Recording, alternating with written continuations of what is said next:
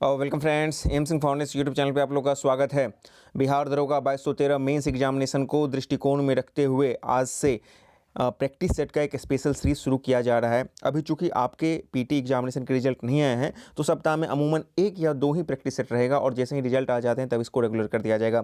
एक सर्वे करवाया गया था जिसमें कि 2000 में से करीब 1500 लोगों का डिमांड यही था कि आप प्रैक्टिस सेट शुरू कीजिए, तो उसी को दृष्टिकोण करके इसको शुरू किया जा रहा है। स्लो एंड स्टडी हम लोग को अभी आगे बढ़ना है।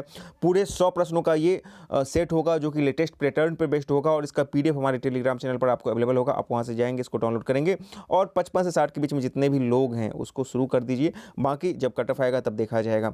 तो चलिए बिना वक्त गवाए वीडियो को शुरू करते हैं, क्योंकि मिशन डबल स्टार जो है ये काफ़ी कठिन है और आपको पता है कि अभी हाल ही में 2446 का फाइनल जो ज्वाइनिंग है वो कंप्लीट होने वाला है। तो ऐसे में अब आप ही लोग का बारी है 2213 वाले का। चलते हैं। आज के सेट का प्रथम प्रश्न बोल रहा है कि ऑस्ट्रेलिया का मर्लिन क्षेत्र प्रसिद्ध है किसके लिए? लौह भंडार, तांबा, हीरा या संगमरमर के लिए? तो इसका सही उत्तर हो जाएगा आपका ऑप्शन सी, हीरे खान के लिए। वहीं भारत की बात कीजिएगा तो भारत में क्या है? मध्य प्रदेश में पन्ना हो जाएगा। अगला प्रश्न देख लीजिए कि प्रथम पंचवर्षीय योजना पीवी जो है पीसी महालनोबिस मॉडल पर आधारित थी। प्रथम पंचवर्षीय योजना में जो है कृषि को प्राथमिकता दी गई थी। तो इसमें से हमको चुनना है कौन गलत और कौन सही है। तो प्रथम पंचवर्षीय जो है था वो हेराल्ड डोमार मॉडल पर आधारित था और द्वितीय पंचवर्षीय योजना जो आपका था वो पीसी महालनोबिस पर था। तो इस आधार पर जो है स्टेटमेंट एक गलत है और प्रथम पंचवर्षीय योजना में जो है कृषि को प्राथमिकता दी गई थी। इस आधार पर सिर्फ स्टेटमेंट 2 ही सही है, तो ऑप्शन 20 का सही हो जाएगा। प्रश्न संख्या 3 बोल रहा है कि दृश्य मदों से आयात माइनस निर्यात का अंतर क्या कहलाता है? ये इकोनॉमिक्स का सवाल है। दृश्य मदों में आयात माइनस निर्यात क्या कहलाता है? व्यापार संतुलन, भुगतान संतुलन, लेखा या फिर ए और बी दोनों? इसका सही उत्तर हो जाएगा आपका ऑप्शन ए, व्यापार संतुलन। आप लोग अक्सर सुनते होंगे कि चीन के साथ भारत का व्यापार डिफिसिट चलता है, वहीं अमेरिका के साथ मतलब कि पॉजिटिव में रहता है। वही आयात निर्यात का जो माइनस प्लस होता है उसी को हम लोग बोलते हैं व्यापार संतुलन बोलते हैं, ठीक है ना। प्रश्न संख्या 4, भारतीय लघु उद्योग विकास बैंक का मुख्यालय कहाँ पर आया? सिडबी। इसका सही उत्तर हो जाएगा आपका ऑप्शन डी, लखनऊ में अवस्थित है। प्रश्न संख्या 5, निम्नलिखित में से कौन सा कथन सही है? भारतीय रिजर्व बैंक का राष्ट्रीयकरण 1 जनवरी 1950 को किया गया था और भारतीय रिजर्व बैंक का लेखा वर्ष अप्रैल से मार्च में। इत्मीनान से सोचिए, स्टेटमेंट इसमें से देखना है कि कौन से स्टेटमेंट हमारे सही हैं। तो इसमें दोनों ही स्टेटमेंट आपको गलत है। देख लीजिए, भारतीय रिजर्व बैंक की स्थापना जो हुई थी वो भारत सरकार अधिनियम 1935 के अंतर्गत हुई थी, ठीक है ना। लेकिन इसका राष्ट्रीयकरण किया गया था 1 जनवरी 1949 को किया गया था, लेकिन यहाँ पे बताया जा रहा है 1 जनवरी 1950, तो इसलिए ये गलत हो जाएगा। और दूसरा, भारतीय रिजर्व बैंक का लेखा वर्ष जो होता है वो जो होता है जून टू जुलाई होता है, ठीक है ना।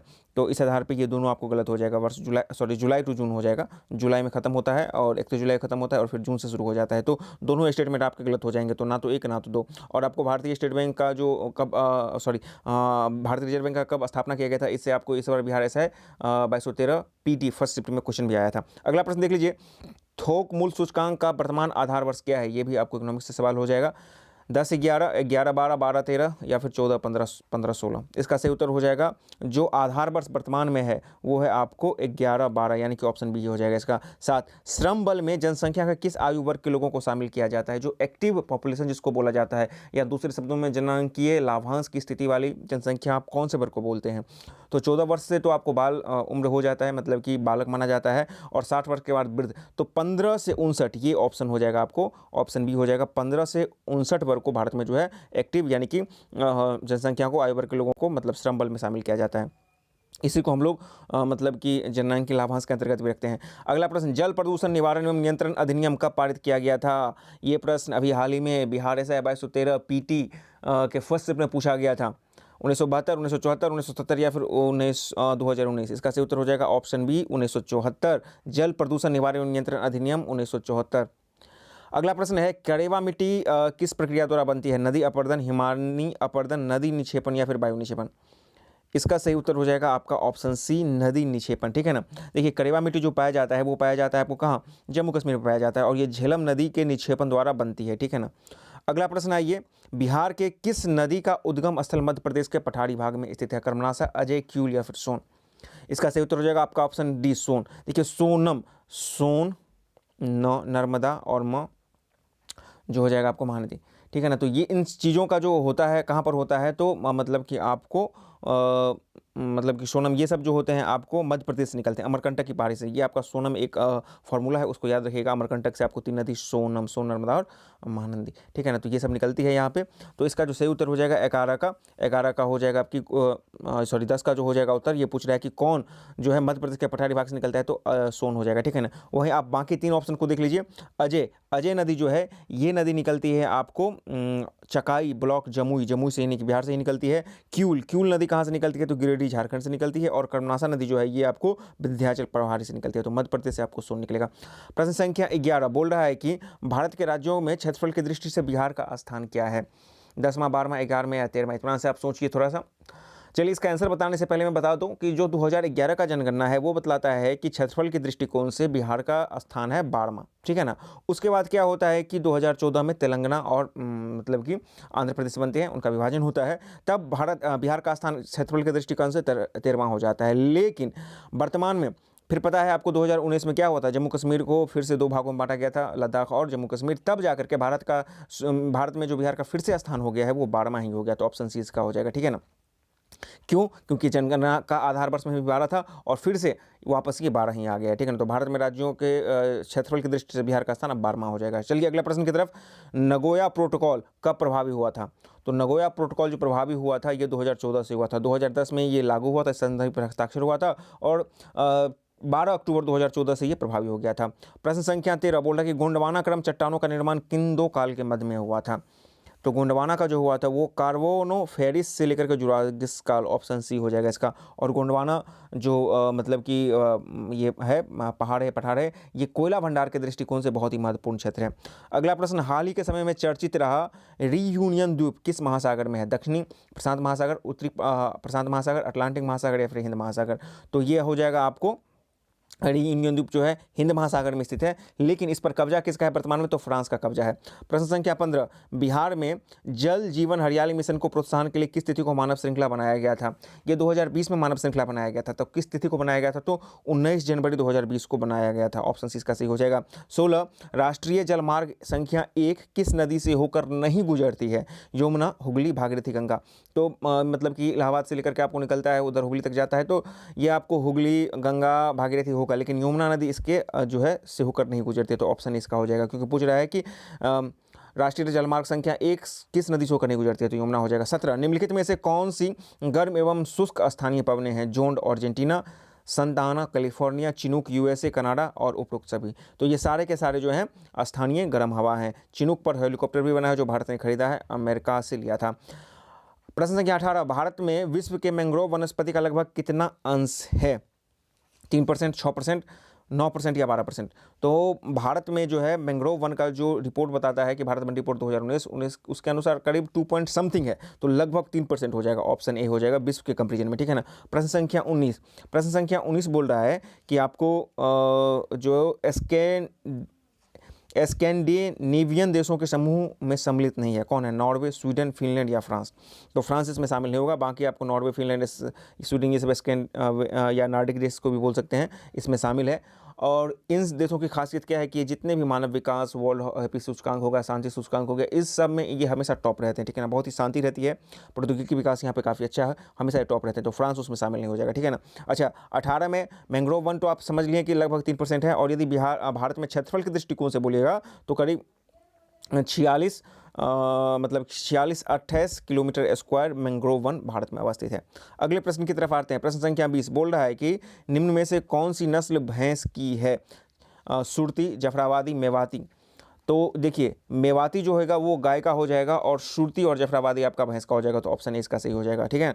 21 बोल रहा है कि राष्ट्रीय वन नीति के अनुसार पारिस्थितिकी संतुलन के लिए न्यूनतम वनाच्छादन कितना होना चाहिए। आपको पता है कि 130% होना आवश्यक होता है। तो ऑप्शन देख लीजिए, ऑप्शन बी बनता है इसका। प्रश्न संख्या 22 बोल रहा है कि उपयुक्त विकल्पों में से कौन सा सही सुमेलित नहीं है। पुणे सार्वजनिक सभा 1867, सत्यशोधक समाज 1873, तत्वबोधन सभा 1839 और बेलूर मठ 1885। बेलूर मठ ये सही नहीं है, 1885 नहीं होगा, यहाँ पे 1887 हो जाएगा बेलूर मठ, ठीक है ना। तो 22 का सही उत्तर हो जाएगा आपका ऑप्शन डी ये सही नहीं है, 1887 यहाँ पर बेलूर मठ हो जाएगा। अगला प्रश्न बोलते हैं जैन साहित्य का संकलन किस भाषा एवं लिपि में किया गया? तो जैन जो भाषा है वो आपका प्राकृति हो जाएगा और लिपि अर्धमागधी हो जाएगा। वहीं पे आपकी बौद्ध की बात कीजिएगा तो बौद्ध जो है पाली भाषा में इसको संकलित किया गया, लेकिन जैन का प्राकृति और अर्धमागधी हो जाएगा। प्रश्न संख्या 24, प्रसिद्ध दार्शनिक नागार्जुन किसके शासनकाल में या किसके दरबारी में थे? अशोक, चंद्रगुप्त द्वितीय, समुद्रगुप्त या कनिष्क? इसका सही उत्तर हो जाएगा ऑप्शन डी कनिष्क। 25, 1938 में किसने बिहार में मोमिन कांग्रेस की स्थापना की थी? मजरूल हक, सैयद अहमद गयूम, अब्दुल कयूम अंसारी या राजेंद्र प्रसाद? इसका सही उत्तर हो जाएगा ऑप्शन सी अब्दुल कयूम अंसारी। यह कांग्रेस के प्रति बिल्कुल वफादार थी, भक्त थी। तो अब्दुल कयूम अंसारी ने बिहार में 1938 में मोमिन कांग्रेस की स्थापना की थी। 26 बोल रहे हैं कि मिताराक्षस विषय किस पर आधारित थी? आयुर्वेद, खगोल विज्ञान या हिंदू विधि संहिता? मिताराक्षस जो है हिंदू विधि संस्था पर आधारित थी। 27, अलाई दरवाजा निम्न में से किसका मुख्य दरबार है? श्री का कलम, जमात उ खाना मस्जिद, हैज ए आलम या कुबात उल इस्लाम मस्जिद? ऑप्शन डी हो जाएगा इसका कुबत उल इस्लाम मस्जिद का अलाई दरवाजा जो है मुख्य दरवाजा है। अगला प्रश्न, निम्नलिखित में से कौन सुमेलित नहीं है? फिरदौसी सिलसिला, शेख बहरुद्दीन, सनकादिक संप्रदाय निकंबाचार्य, बाउल संप्रदाय दादू दयाल और फिर ब्रह्म संप्रदाय माधवाचार्य? इसमें हमको देखना है कि कौन सा सही सुमेलित नहीं है। तो इसका सही उत्तर हो जाएगा ऑप्शन सी बाउल संप्रदाय। बाउल संप्रदाय दादू दयाल नहीं थे, बल्कि इसका जो हो जाएगा वो हो जाएगा आपका संत चंडीदास। यहाँ पे हो जाएगा संत चंडीदास, ठीक है ना। संत चंडीदास ने जो है बाउल संप्रदाय की स्थापना की थी। बाकी आपको फिरदौसी का हो जाएगा शेख बकरुद्दीन होगा, सनकादिक का निकंबाचार्य और ब्रह्म संप्रदाय का माधवाचार्य हो जाएगा।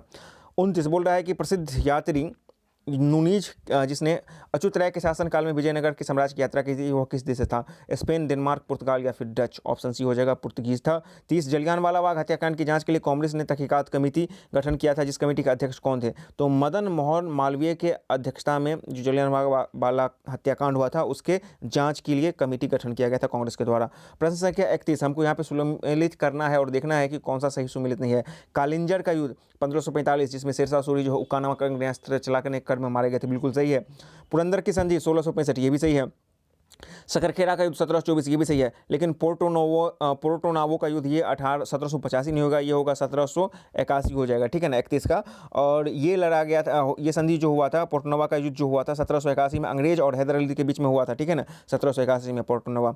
अगला प्रश्न है सूरत की संधि किस किस के बीच में हुई थी? बाजीराव प्रथम और निजाम, बालाजी बाजीराव और राजाराम, रघुनाथ राव और ईस्ट इंडिया कंपनी और बाजीराव द्वितीय हुआ अंग्रेज। ये हुआ था आपको रघुनाथ राव और ईस्ट इंडिया कंपनी में सूरत की संधि, ठीक है ना। कब हुआ था? तो 1775 को हुआ था। प्रश्न संख्या 38 बोलता है कि भारतीय श्रमिक परिसंघ के संस्थापक थे M N Joshi, M N Roy, Sardar Patel या फिर महात्मा गांधी? तो इसका सही उत्तर हो जाएगा आपको ऑप्शन बी एम एन राय, ठीक है ना। AITUC all India trade union Congress के अलावे जो है एम एन राय ने जो है श्रमिक संघ की स्थापना की थी। ऑप्शन बी इसका सही हो जाएगा। 34, कांग्रेस की पूर्ववर्ती संस्थाओं में शामिल ब्रिटिश इंडिया एसोसिएशन जो है कब स्थापित किया गया था? 1843, 1851, 1852 या फिर 1839? इसका सही उत्तर हो जाएगा ऑप्शन बी 1851 में इसकी स्थापना की थी। 34 का जो सही उत्तर हो जाएगा, हाँ ऑप्शन बी हो जाएगा, 1851 में इसकी स्थापना की गई थी, ठीक है। 35, भारत का एकमात्र गवर्नर जनरल जिसकी समाधि स्थल भारत में स्थित है? Hastings, Cornwallis, lord William Bentinck या लॉर्ड माउंटबेटन? ये सही उत्तर हो जाएगा आपका ऑप्शन बी लॉर्ड कॉर्नवालिस। 36, प्राचीन स्मारक संरक्षण कानून किस गवर्नर जनरल के काल में आया था? डलहौजी, लेंसडाउन, कर्जन या एल्गिन द्वितीय? इस प्रश्न का सही उत्तर हो जाएगा आपका लॉर्ड कर्जन 1904 में आया था, ठीक है ना, प्राचीन स्मारक संरक्षण कानून। अगला प्रश्न 37 बोल रहा है कि निम्नलिखित को सही कालक्रम अनुसार से व्यवस्थित कीजिए। पूना समझौता, द्वितीय गोलमेज सम्मेलन, गांधी इरविन समझौता या फिर तृतीय गोलमेज सम्मेलन? तो देखिए इसका जो सही उत्तर हो जाएगा आपका ऑप्शन बी हो जाएगा। सबसे पहले गांधी इरविन समझौता होता है 5 मार्च 1931 को होता है, ये 5 मार्च 1931। द्वितीय गोलमेज सम्मेलन जो होता है 7 सितंबर 1931 को होता है। पहले गांधी इरविन समझौता होता है, उसी में यह तय होता है कि कांग्रेस द्वितीय गोलमेज सम्मेलन में भाग लेगी, ठीक है ना। और पूना समझौता जो होता है वो होता है आपको 26 सितंबर 1932 को, और तृतीय गोलमेज सम्मेलन जो होता है 17 नवंबर 1932 को। इस आधार पर ऑप्शन 20 का सही हो जाएगा। प्रश्न संख्या 38 बोला है कि दिल्ली षड्यंत्र में संबंधित मामलों में किसे फांसी नहीं मिली थी? रास बिहारी बोस, मास्टर अमीनचंद, अवध बिहारी लाल या फिर भाई बाल मुकुंद? तो रास बिहारी बोस को जो है गिरफ्तार किया गया था, लेकिन उनको फांसी नहीं हुई थी। बाद में इनको आजीवन कारावास में बदला गया था, फिर बाद में जो है ये छूट गए थे, ठीक है ना। लेकिन बाकी इन तीनों को, मास्टर अमीन चंद, अवध बिहारी लाल और बाल मुकुंद को फांसी हो गई थी। प्रश्न संख्या 39, कुशल ग्रामीण प्रशासन किसके के लिए प्रसिद्ध राजवंश कौन था? कुशल ग्रामीण प्रशासन, राष्ट्रकूट, पल्लव, चालुक्य, चोल। तो चोल जो है स्थानीय स्वशासन या कुशल ग्रामीण प्रशासन के लिए प्रसिद्ध था।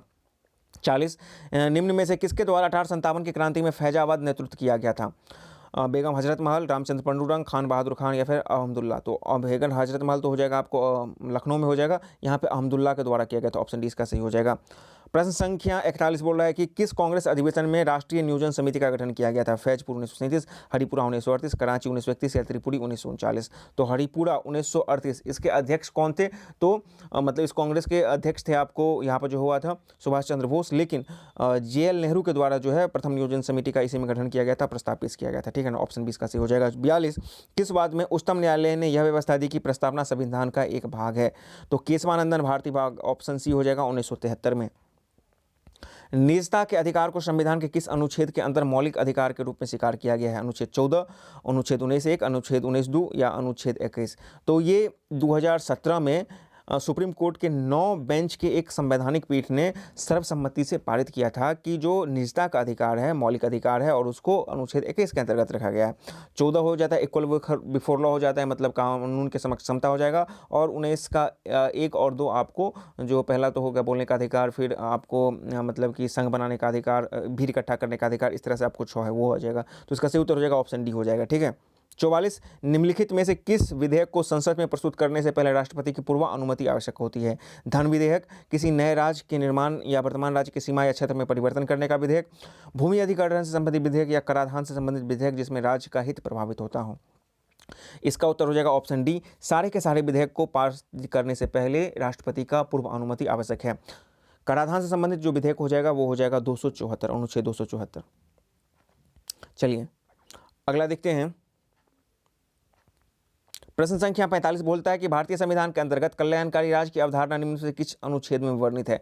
कल्याणकारी राज्य की अवधारणा 35, 36, 39 या 49। तो ऑप्शन सी हो जाएगा 39 में वर्णित है कल्याणकारी राज्य की अवधारणा। अगले प्रश्न की तरफ आते हैं। प्रश्न संख्या 46 बोल रहा है कि आपातकाल के संदर्भ में निम्न कथनों में से कौन सा कथन सही है? राष्ट्रीय आपातकाल की उद्घोषणा केवल प्रधानमंत्री द्वारा लिखित सिफारिश पर ही राष्ट्रपति करता है। संसद द्वारा आपातकाल में राज्य सूची के संबंध में बनाए गए कानून आपातकाल के समाप्ति के बाद 2 महीने तक ही प्रभावी हो सकता है। आपातकाल के समय राज्य सूची के विषय पर अध्यादेश जारी करने से पहले राज्यों के राज्यपाल से राष्ट्रपति को अनुमति लेनी आवश्यक होती है। राष्ट्रपति द्वारा आपातकाल की उद्घोषणा किसी भी समय एक दूसरी उद्घोषणा से समाप्त की जा सकती है। तो हमको देखना है कि कौन सा कथन सही है, तो इसका सही उत्तर हो जाएगा ऑप्शन डी, ठीक है ना। राष्ट्रपति स्वविवेक पर भी लगा सकता है, जरूरी नहीं है कि ये ऐसा ही करे, ठीक है ना। बाकी आपको यहाँ पे 2 महीना नहीं, यहाँ पे 6 महीना हो जाएगा, और ये राज्यपाल की अनुमति नहीं लेता है। तो ऑप्शन डी इसका सही हो जाएगा राष्ट्रीय आपातकाल के संबंध में। 47 बोल रहा है कि भारत के संचित निधि से भारित खर्च, संचित निधि 266 अनुच्छेद। तो संसद बहस नहीं कर सकता है परंतु मतदान कर सकता है। संसद ना बहस कर सकता है नहीं मतदान कर सकता है। संसद बहस तथा मतदान दोनों कर सकता है। संसद बहस तो कर सकता है परंतु मतदान नहीं कर सकता है। ऑप्शन डी हो जाएगा, संसद बहस कर सकता है लेकिन उस पर मतदान नहीं कर सकता है। 48, भारतीय संविधान के स्रोतों के बारे में हमको देखना है। संविधान संशोधन दक्षिणी अफ्रीका, बिल्कुल सही है। ऑस्ट्रेलिया से समवर्ती सूची, और यहाँ पर एक बात और याद रखिए, ऑस्ट्रेलिया से समवर्ती सूची के साथ साथ संयुक्त अधिवेशन भी ऑस्ट्रेलिया से ही लिया गया है, ठीक है ना। उसके बाद जापान से विधि द्वारा स्थापित प्रक्रिया, तो ऑल डी हो जाएगा, 1, 2, 3 सभी के सभी सही हो जाएंगे। 49 बोल रहा है कि निम्न में से कौन सा प्रस्ताव सरकार द्वारा प्रस्तुत किया जा सकता है? अविश्वास, विश्वास या फिर दोनों? तो देखिए, सरकार जब भी पेश करती है तो विश्वास प्रस्ताव पेश करती है, ठीक है ना, और अविश्वास प्रस्ताव कौन पर पेश करती है? तो विपक्ष पेश करती है। तो 49 का सही उत्तर हो जाएगा ऑप्शन बी। 50, लोक अदालत की स्थापना जो है पहली बार निम्नलिखित में से किस राज्य में की गई थी? बिहार, गुजरात, महाराष्ट्र या उत्तर प्रदेश में? तो प्रथम बार गुजरात में किया गया था 1982 में लोक अदालत का, और वर्ष 2002 से जो लोक अदालत को अस्थायी बना दिया गया है। 51, 42वां संविधान संशोधन द्वारा राज्य के नीति निर्देशक सिद्धांतों में सूची में कितने सिद्धांत जोड़े गए थे? यहाँ पे बहुत ही इंपॉर्टेंट देख लिए। अमूमन हम लोग पढ़ते हैं कि 42वां संविधान संशोधन द्वारा प्रस्तावना में कौन कौन से शब्द जोड़े गए, तो हमको पता है कि धर्मनिरपेक्ष, पंथनिरपेक्ष और समाजवाद, तीन धर्मनिरपेक्ष, अखंडता और समाजवाद हमको पता है। किसमें, तो मतलब कि प्रस्तावना में, ठीक है ना। लेकिन यहाँ पे बोल रहा है कि राज्य के नीति निषेक सिद्धांत में भी आपको ऐड किए गए थे। तो कितने सिद्धांत को ऐड किए गए थे, 3, 4, 5 या 7? तो यहाँ पे कुल 4 सिद्धांत को ऐड किए गए थे, ठीक है ना। तो इसका जो सही उत्तर हो जाएगा आपका 42वां संविधान संशोधन द्वारा 4 नए तत्व निर्देशक मतलब कि सिद्धांत जोड़े गए थे नीति निषेक तत्व में। पहला कौन था, बालकों का स्वास्थ्य विकास का अवसर, समान न्याय और शुल्क विधिक सहायता, निःशुल्क विधिक सहायता, उद्योग के प्रबंधन में कर्मचारियों का भाग लेना और पर्यावरण का संरक्षण तथा संवर्धन। तो ये 4 जो हैं आपको नीति निषेक तत्व में जोड़े गए थे। किस में जोड़े गए थे, तो 42वां संविधान संशोधन में, ऑप्शन बी हो जाएगा। प्रस्तावना में 3 और नीति निषेक तत्व में 4 जोड़े गए थे संविधान मतलब कि सिद्धांत, ठीक है ना। 52 बोल रहा है कि निम्नलिखित में से कौन सा संघ सूची का विषय नहीं है, वन, शिक्षा या रक्षा? तो आपको जो रक्षा है ये तो बिल्कुल संघ सूची का विषय है, लेकिन वन और शिक्षा है ये जो है समवर्ती सूची का हो जाएगा, और इसको 42वां संविधान संशोधन में ही समवर्ती सूची में डाला गया था। तो हमको पूछ रहा है कि कौन सा जो है संघ सूची का विषय नहीं है, तो ऑप्शन हो जाएगा 1 और 2, यानी कि 52 का हो जाएगा ऑप्शन सी हो जाएगा। प्रश्न संख्या 53 बोल रहा है कि संपत्ति का अधिकार क्या है, कानूनी अधिकार, मूल अधिकार, प्राकृतिक अधिकार या संवैधानिक अधिकार? तो संपत्ति का अधिकार जो है बिल्कुल एक कानूनी अधिकार है, पहले ये मूल अधिकार था, लेकिन जो 1978 में आया था 44वां संविधान संशोधन, उसके द्वारा इसको हटा दिया गया। तो 53 का सही उत्तर हो जाएगा आपका ऑप्शन ए हो जाएगा, ठीक है ना। 44वां संविधान संशोधन द्वारा इसको हटाया गया था। 54 बोल रहा है कि मोनोजाइट किसका अयस्क है, थोरियम, लोहा, यूरेनियम या टाइटेनियम? तो मोनोजाइट जो हो जाएगा ये हो जाएगा आपका थोरियम का। और इससे संबंधित आपको प्रश्न जो था वो बिहार एसआई 2440 में इसमें भी था, थोड़ा सा घुमा कर था। मोनोजाइटिस पूछा गया था, अयस्क कहाँ पर पाया जाता है सर्वाधिक भारत में। अगला प्रश्न जो है, जीव द्रव्य में सर्वाधिक मात्रा में कौन सा तत्व पाया जाता है, कार्बन, हाइड्रोजन, नाइट्रोजन या फिर ऑक्सीजन? देखिए कोशिका के अंदर महत्वपूर्ण घटक क्या होता है, जीव द्रव्य होता है, ठीक है ना।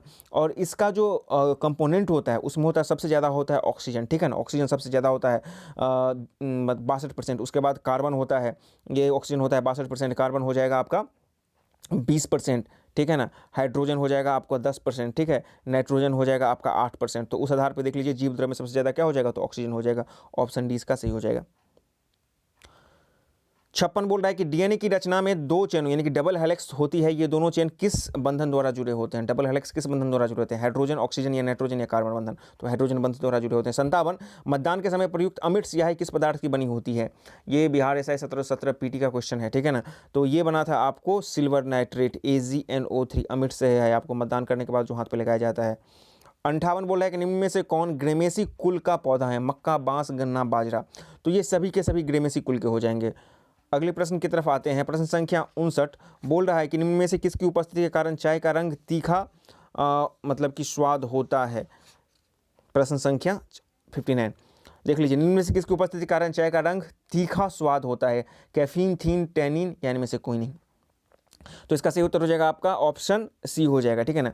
चाय में जो होता है वो होता है चाय का उत्तेजन गुण इसके उपस्थित कैफीन के कारण होता है। 1 मिनट रुकिए, टैनिन नहीं होगा, इसका हो जाएगा आपका कैफीन हो जाएगा। नॉर्मली कैफीन तो कॉफ़ी में पाया जाता है, लेकिन चाय का तीखा रंग मतलब चाय का रंग एवं तीखा स्वाद कैफीन के कारण होता है, ठीक है ना। और जो ये एक एल्कलॉइड होता है, इसके अतिरिक्त चाय में थीन भी पाया जाता है। थीन कितना पाया जाता है, 2 से 3% पाया जाता है। कैफीन जो है आपको 13 से 18% पाया जाता है।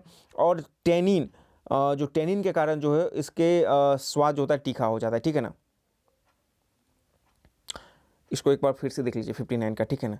देखिए 59 बोल रहा है कि निम्न से किसकी उपस्थिति के कारण चाय का रंग एवं तीखा स्वाद होता है? तो तीखा स्वाद तो टैनिन के कारण हो गया, ठीक है। और जो है इसमें उपस्थिति की बात हम लोग कर रहे हैं, तो कैफीन जो पाया जाता है वो पाया जाता है आपको 13 से 18%, ठीक है ना। और इसमें कैफीन के कारण क्या होगा, उत्तेजना आएगा, उत्तेजना आएगा। आप समझ लीजिए कैफीन के कारण क्या होगा, चाय में जो कैफीन होता है उसके कारण उत्तेजना आएगा, टैनिन के कारण इसका तीखा स्वाद होगा, और थीन भी इसमें रहता है। थीन कितना रहता है, तो 2 से 3% रहता है, ठीक है ना। आइए अगले प्रश्न की तरफ आते हैं। प्रश्न संख्या 60, निम्नलिखित में से कौन एक फिश या मछली नहीं है, hag fish, jelly fish, guitar fish या सिल्वर फिश? मछली है पूछ रहा है, ठीक है ना। तो इसका सही उत्तर हो जाएगा आपका ऑप्शन सी हो जाएगा, गिटार फिश मछली है, बाकी हैग फिश, जेली फिश और सिल्वर फिश ये सब मछली नहीं है, ठीक है ना। चूसक मीन, बांसुरी मीन, विद्युत मीन, इलेक्ट्रिक फिश जिसको बोलते हैं हम लोग, गिटार फिश, समुद्री मीन आदि मछलियाँ हैं जिनकी मछली के कैटेगरी में ये लोग आती हैं। और बाकी आपको मतलब कि हो गया आपको पिशाच मीन हो गया, तारा मीन जिसको आप हैग फिश बोलते हैं, रेजर फिश हो गया, जेली फिश, क्वीन फिश, रजत मीन, ये सब जो है मीन के कैटेगरी में नहीं आते, मछली कैटेगरी में नहीं आते हैं। प्रश्न संख्या 61 बोल रहा है कि दालों में पाई जाने वाली प्रोटीन कौन सी है, प्रोलेमिन्स, ग्लोब्यूलिन, ग्लूटेन्स या कैसीन। ऑप्शन ए इसका सही हो जाएगा, ठीक है ना। ये दालों में पाई जाती है। प्रोलेमिन्स, ग्लोबुलिन जो पाया जाता है ये पाया जाता है आपको अंडा में, ठीक है ना, ये अंडा में पाया जाता है। उसके बाद ग्लूटेन आपको अक्सर गेहूं वगैरह अनाज में पाया जाता है। और कैसीन आपको कहाँ पर पाया जाता है, तो दूध में पाया जाता है। और लीमेंस कहाँ पर पाया जाता है, तो दाल में पाया जाता है। ऑप्शन इसका सही हो जाएगा। 62 बोल रहा है कि निम्न में से कौन हिपेरिन नामक पदार्थ को बनाता है, तो इंसान का जो यकृत लीवर होता है वो हिपेरिन नामक पदार्थ को बनाता है। ऑप्शन सी हो जाएगा। और यह जो है रक्त वाहिनियों के अंदर रक्त को जमने से रोकता है, ठीक है ना। ऑप्शन सी इसका सी हो जाएगा। 63 बुद्धिमत्ता, चेतना, शक्ति एवं स्मरण शक्ति के केंद्र में कौन होता है, सेरिब्रम, सेरेब्रम, स्पाइनल कॉर्ड या हाइपोथैलेमस। सेरेब्रम जिसको हम लोग अग्र मस्तिष्क बोलते हैं, इसी का काम होता है, अगला भाग होता है। यह कुल मस्तिष्क का 2/3 भाग होता है। अच्छा, इसमें आपको सेरिब्रम और डाई एनसीफ्लैन होता है और इसका काम होता है बुद्धिमत्ता, चेतना, इन सबको कंट्रोल करना। यदि आप चैनल पर नए हैं और ये वीडियो इस तरह का आपको और चाहिए, पसंद आ रहा है, तो चैनल को सब्सक्राइब करें। और यदि आप चैनल को सब्सक्राइब किए हैं तो बहुत बहुत धन्यवाद। अगला प्रश्न देख लेते हैं। प्रश्न संख्या 64, जठर रस का पीएच मान कितना होता है, 1.5, 6.8, 7.7 या फिर 8। तो जठर रस का जो पीएच मान होता है 1.5 हो जाएगा, ठीक है ना। 6.8 जो हो जाएगा ये लार का हो जाएगा, ठीक है। और 7.7 जो हो जाएगा ये पित्त का हो जाएगा, ठीक है। तो इस आधार पर इसका बनता है। टाइफाइड रोग शरीर के किस अंग को प्रभावित करता है, यकृत, अग्नाशय, आंत या फेफड़ा। तो आंत को प्रभावित करता है टाइफाइड, ठीक है ना।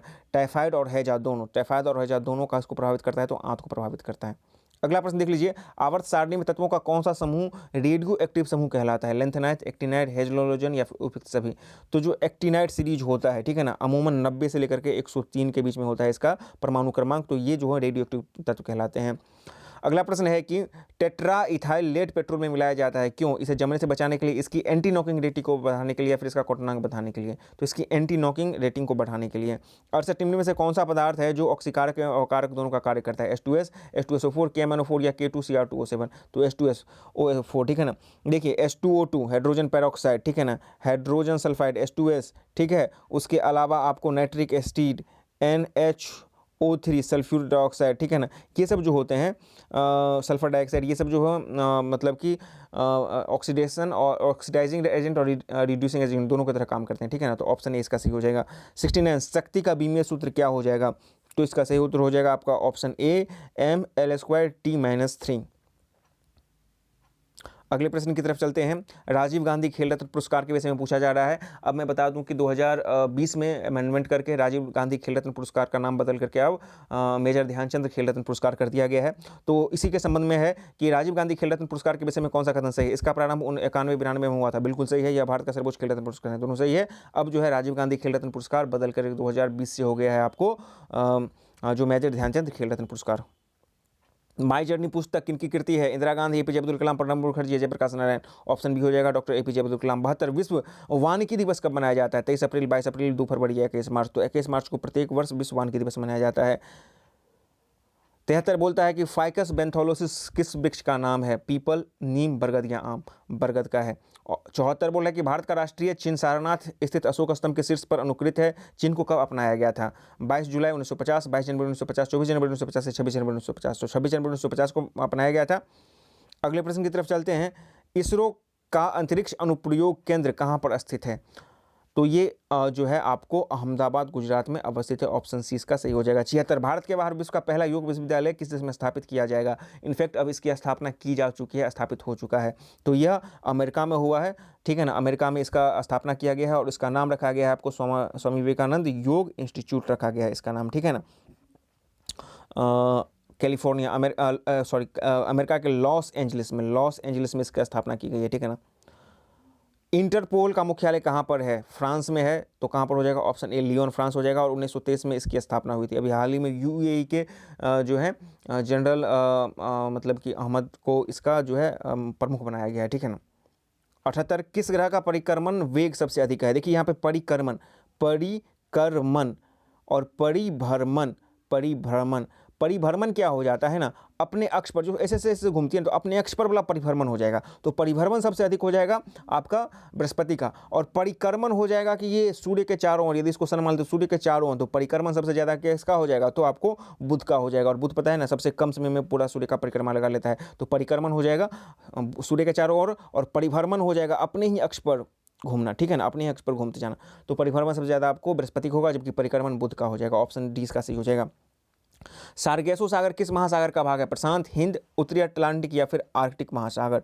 तो सार्गेसो सागर जो है वो है आपको ऑप्शन डी हो जाएगा, ऑप्शन सी हो जाएगा आपका उत्तरी अटलांटिक महासागर का भाग है। उत्तरी अटलांटिक महासागर का सार्गेसो सागर भाग है। अब आइए यहाँ से मैथ की शुरुआत हो रही है। देखिए जो 2213 है इसमें मैथ आपको कम से कम 20 से लेकर के 25 के बीच में ही रहेंगे, ठीक है ना। एवरेज 20 तो रहेंगे ही और 25 से ज़्यादा भी नहीं होंगे, 20-25 के बीच में ही रहेंगे, ठीक है ना। इस चीज़ को आप ध्यान में हमेशा रखिएगा। 2446 में आपको करीब 24 मैथ रीजनिंग पूछे गए थे और यहाँ पर मैथ रीजनिंग 20-25 मान के आप चलिएगा। किस में? 2213 वाले में। आइए हम लोग इसके मैथ को देख लेते हैं। सबसे पहले प्रश्न संख्या 80 यहाँ पे दिया गया है, इसका मान हम लोगों को निकालना है कि क्या होगा। तो सबसे पहले यहाँ पे देख लीजिए 2n और 2n-1 है, ठीक है ना। तो इसको हम लोग तोड़ सकते हैं ना, लिख सकते हैं ना। इसको हम लोग लिख सकते हैं 2n + 2n/2 लिख सकते हैं, ठीक है ना। और बट्टा 2n × 2 लिख सकते हैं, ठीक है। और -2n लिख सकते हैं।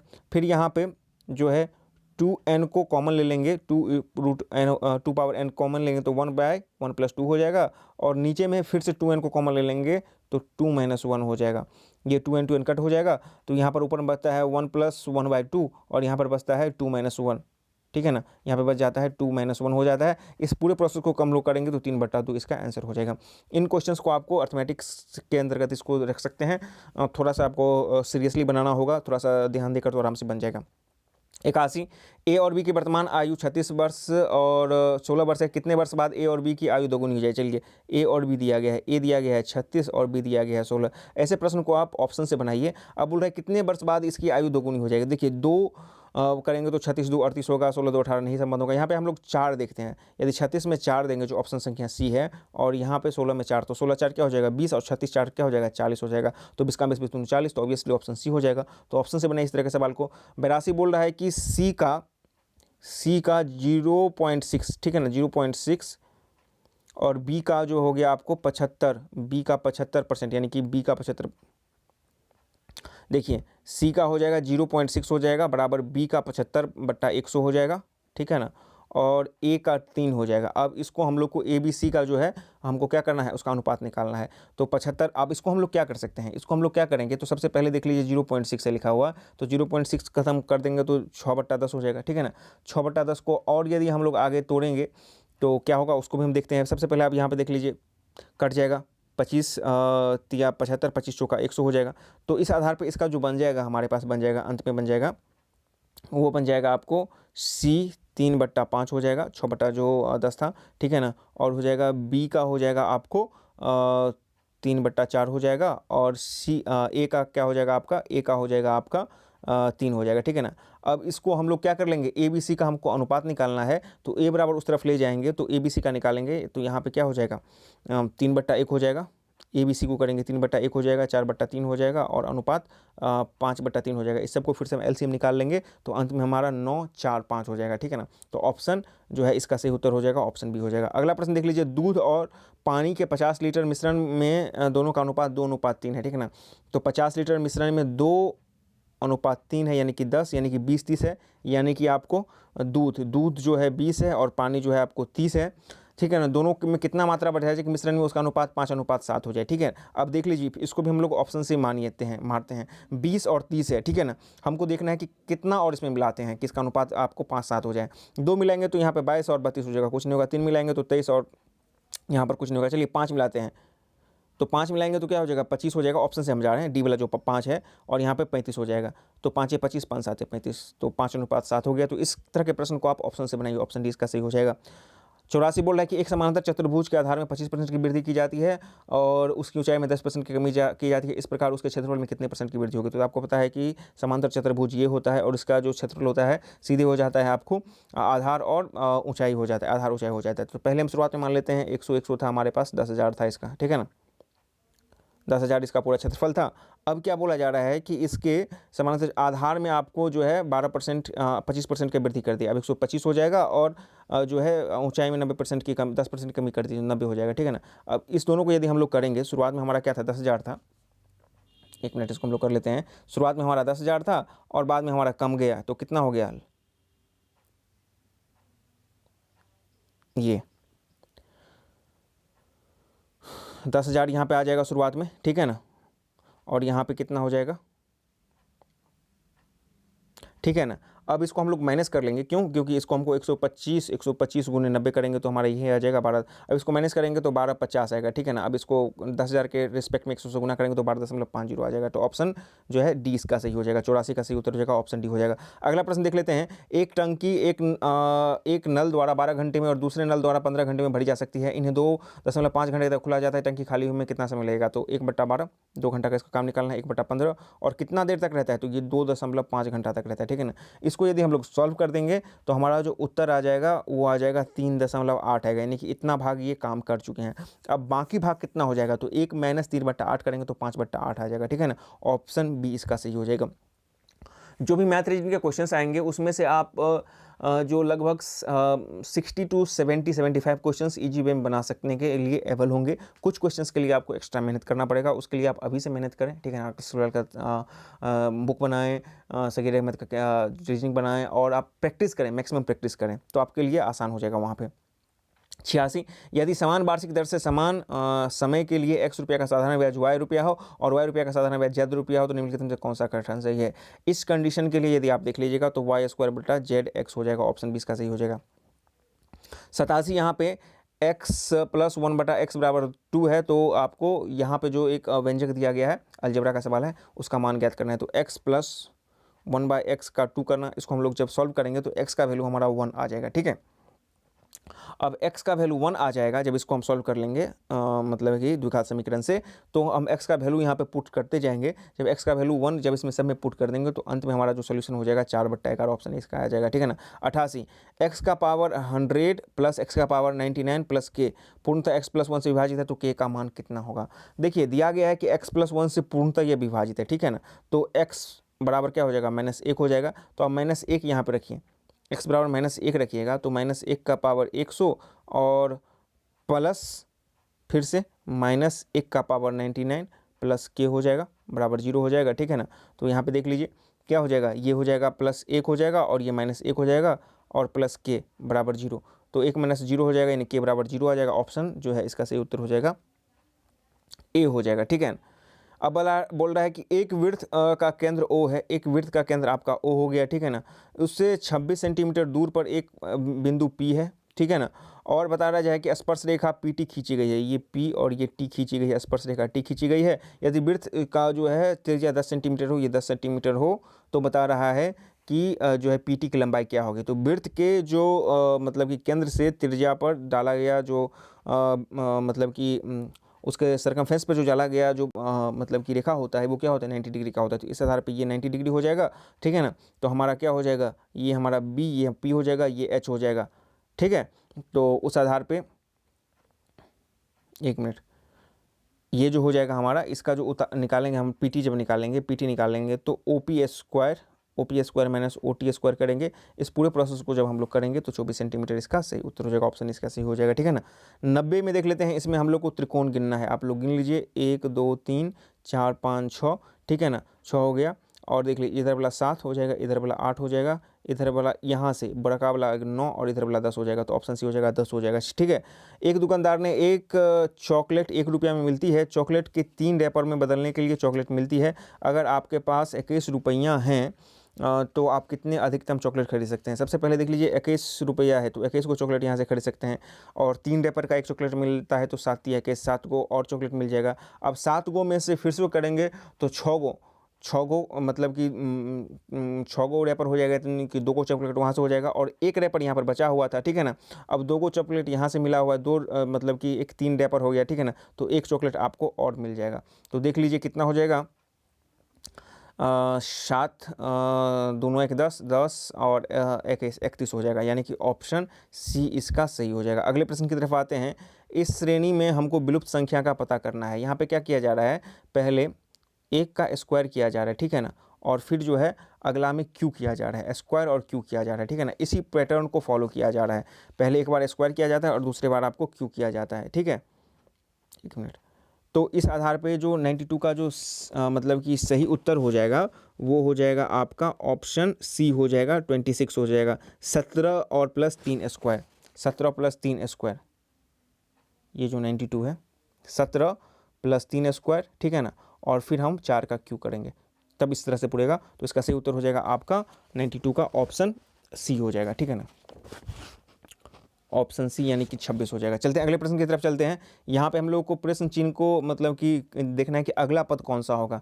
तो यहाँ पे क्या किया गया है सिंपली कि एक बार जो है हमको स्क्वायर करके माइनस मतलब कि क्यू को घटा दिया गया, यानी कि 6 स्क्वायर माइनस 6 स्क्वायर और माइनस 3 स्क्वायर को ही घटाया गया है। तो सोचा कि 36 है, 36 माइनस 9 27। अब इसी तरह से 9 स्क्वायर माइनस 7 स्क्वायर कर देंगे, 9 स्क्वायर माइनस 7 स्क्वायर कर देंगे तो हमारा क्या हो जाएगा, 32 ऑप्शन आ जाएगा। तो ऑप्शन जो है 93 का सही उत्तर क्या हो जाएगा, ऑप्शन बी हो जाएगा। अगले प्रश्न की तरफ आते हैं कि फोटो खींचने के लिए 5 लड़कियों एक बेंच में बैठी हुई है। सीमा रानी के बाईं जो है और बिंदु के दाईं हो रहा है, मेरी रानी के दाईं और है, रीता रानी और मेरी के बीच में है। तो फोटो के मध्य में कौन होगा।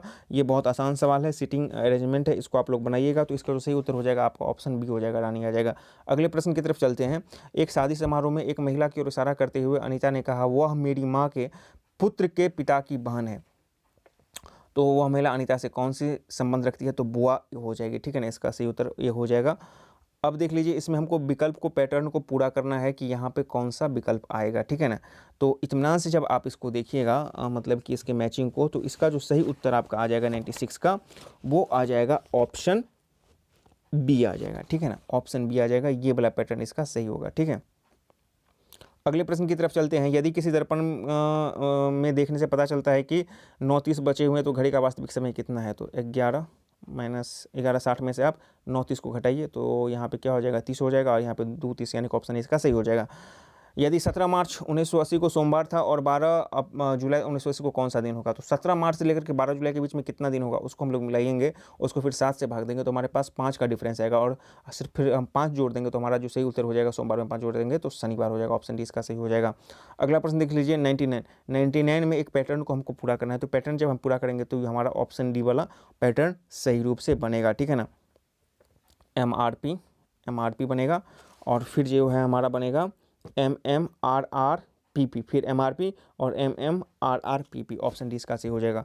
अब देख लीजिए, दिए गए विकल्पों में से चूज कीजिए कि कौन से जो है अक्षर से बन सकता है, निम्न में से कौन सा अक्षर इससे बन सकता है। तो इसका सही उत्तर हो जाएगा आपका ऑप्शन डी हो जाएगा, CRUMBS, इससे जो है ये अक्षर बन सकता है, ठीक है ना। तो इस आधार पे 100 प्रश्नों का आपने एक बेहतरीन सेट देखा है, ठीक है ना। यदि आपको किसी प्रश्न के उत्तर पे डाउट है तो उसको कमेंट बॉक्स में लिखिए, और साथ ही साथ ये भी बताइए कि इस सेट में आपने कितना स्कोर किया है। यदि आप 60 और 65 के बीच में है तो तैयारी आपको नॉर्मल है, यदि 65 प्लस हैं तो ठीक मानी जाएगी, और 70 प्लस हैं इस सेट में तो आपकी तैयारी अच्छी समझी जा सकती है कि इस कंडीशन में भी आपकी तैयारी अच्छी है। बहरहाल अभी ये शुरुआती दौर है, हम लोग अभी आप लोगों के लिए एक छोटा छोटा करके ला रहे हैं। जैसे ही रिजल्ट आ जाता है उसके बाद इस पूरे प्रोसेस को और तेज़ी से हम लोग आगे बढ़ाने की कोशिश करेंगे, और बीच में जो भी प्रीवियस ईयर के एग्जामिनेशन हुए हैं, जैसे 2426 मेंस हुआ है, ESI मेंस हुआ है, 17 मेंस हुआ है, इनके क्वेश्चंस को भी आपको बीच में लाया जाएगा ताकि आप लोग एक्चुअल क्वेश्चंस को भी देख करके ये एनालिसिस कर सकेंगे कि वास्तव में जो सेट के क्वेश्चंस होते हैं और जो मतलब कि एक्चुअल क्वेश्चंस होते हैं उसमें कितना डिफरेंस है, या फिर क्या क्या चीज़ें दोनों में फ़र्क रखती हैं। तो चलिए आज की वीडियो में इतना ही। चैनल पे नहीं तो चैनल को सब्सक्राइब करें, वीडियो पसंद आए तो लाइक शेयर करें। वीडियो देखने के लिए बहुत बहुत धन्यवाद।